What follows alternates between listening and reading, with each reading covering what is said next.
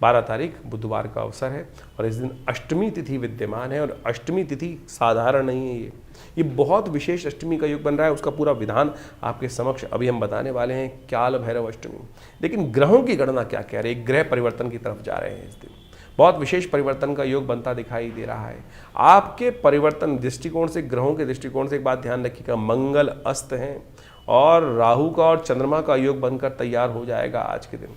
तो आपको ध्यान रखना पड़ेगा 2-3 दिन कार्य करने के लिए। खैर, आज का दिन यदि हम बात करें तो वो आपके लिए पूरी तरह से श्रेष्ठ है, पूरी तरह से बढ़िया है। कोई आज के दिन खराब दिखाई नहीं दे रहा है। लेकिन एक सबसे बड़ा परिवर्तन होने के योग बन रहे हैं। इस दिन बृहस्पति वक्री होने जा रहे हैं और ये बृहस्पति का वक्री होना आपकी राशि के दृष्टिकोण से अशुभ नहीं है, शुभ। आपकी राशि के दृष्टिकोण से खूब शुभ है। बृहस्पति और ताकत में आ जाएंगे और बढ़िया तरीके से आपके रुके हुए काम को गति प्रदान करने की स्थिति को उत्पन्न करने के योग बनाते दिखाई दे रहे हैं।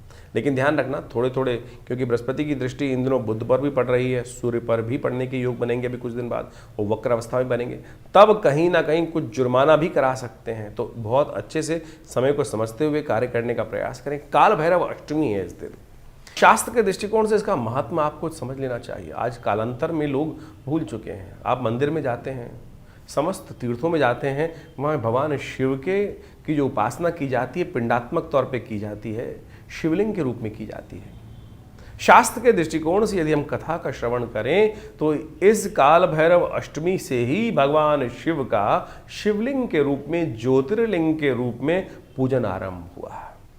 ये शास्त्र में बड़ा अद्भुत रूप से कथाएं वर्णित है। हमारे हर चीज की उत्पत्ति कारण है, किस प्रकार से आरंभ हुआ, एकेश्वरवाद का प्रतीक है ये शिवलिंग, कुछ और नहीं। लोगों ने शिवलिंग को पता नहीं कहां से कैसे कैसे इंटरप्रेट करने का प्रयास किया है, हमारी संस्कृति का मजाक उड़ाने का प्रयास किया है। लेकिन आप ये समझें, जो ये शिवलिंग है ये वास्तविक तौर पर चिन्ह के मात्र है।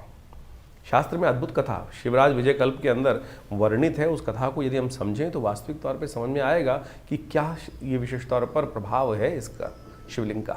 और काल भैरव अष्टमी के दिन से ही शिवलिंग के रूप में आराधना, ज्योतिर्लिंग के रूप में भगवान की सुंदर आराधना करने का, उस पूजन करने का सुंदर विधान शास्त्र में वर्णित आरंभ किया गया है।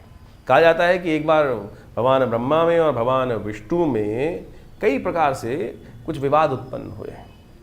देखिए, संसार है, कथा को विशेष तौर पर मानवीयकरण करके शास्त्रों में उपस्थित किया गया है। ये मानवीयकरण कथाओं को करने का केवल एक ही सार है कि हमारे मन में वो मानवीकरण करके ही भाव को स्पष्ट किया जा सकता है। जैसे मेरे मन में, आपके मन में, साधारण व्यक्तियों के मन में भी रोष और अनेक प्रकार के भाव उत्पन्न होते हैं। हमारे ऋषि मुनियों ने उसी भाव को परमात्मा तत्व में रखा है कि जिसकी आराधना मैं करता हूँ वो मेरे जैसा ही तो है।